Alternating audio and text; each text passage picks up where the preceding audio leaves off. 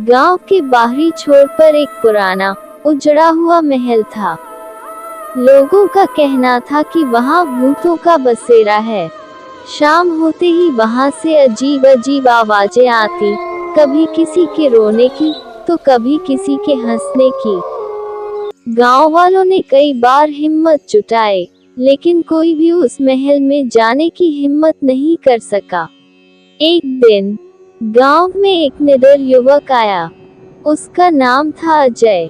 उसने सुना कि महल भूतिया है, लेकिन उसे इन बातों पर विश्वास नहीं था। मैं महल के रहस्य को उजागर करके रहूंगा। गांव वालों ने उसे समझाने की बहुत कोशिश की, लेकिन वह नहीं माना।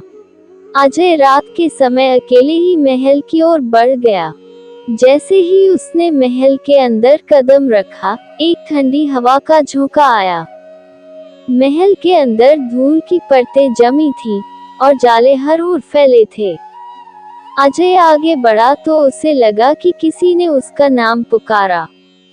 वह रुका और इधर उधर देखने लगा, लेकिन कोई नहीं था। अचानक एक सफेद साड़ी पहने युवती उसके सामने प्रकट हुई। उसकी आंखों में दर्द था। तुम कौन हो? मेरा नाम रुक्मिणी है।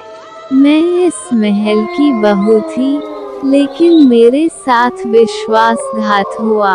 क्या हुआ था तुम्हारे साथ? मेरी शादी इस महल के मालिक राजा विक्रम सिंह के छोटे भाई अरुण सिंह से हुई थी। लेकिन शादी के कुछ दिनों बाद ही लालच और जायदाद के झगड़े में मेरे पति की हत्या कर दी गई और मुझे इस महल में जिंदा दफना दिया गया। मेरी आत्मा तभी से इस महल में भटक रही थी। अजय को ये सुनकर बहुत दुख हुआ। मैं इस राज को सबके सामने लाके रहूंगा। उसने गांव के बुजुर्गों से बातचीत की। उसे पता चला कि राजा विक्रम सिंह ने ही अपने भाई की हत्या करवाई थी और यह बात छुपाने के लिए रुक्मिणी को भी मार दिया था। जैसे ही सच्चाई सबके सामने आई, रुक्मिणी की आत्मा मुस्कुराई। अब मुझे शांति मिल गई है। धन्यवाद अजय। ये कहते ही वह एक चमकती रोशनी में बदल गई और आसमान में विलीन हो गई। महल में फिर कभी किसी ने किसी आत्मा को नहीं देखा। इस घटना के बाद गांव वालों को विश्वास हो गया कि कभी कभी आत्माएं न्याय की प्रतीक्षा करती हैं।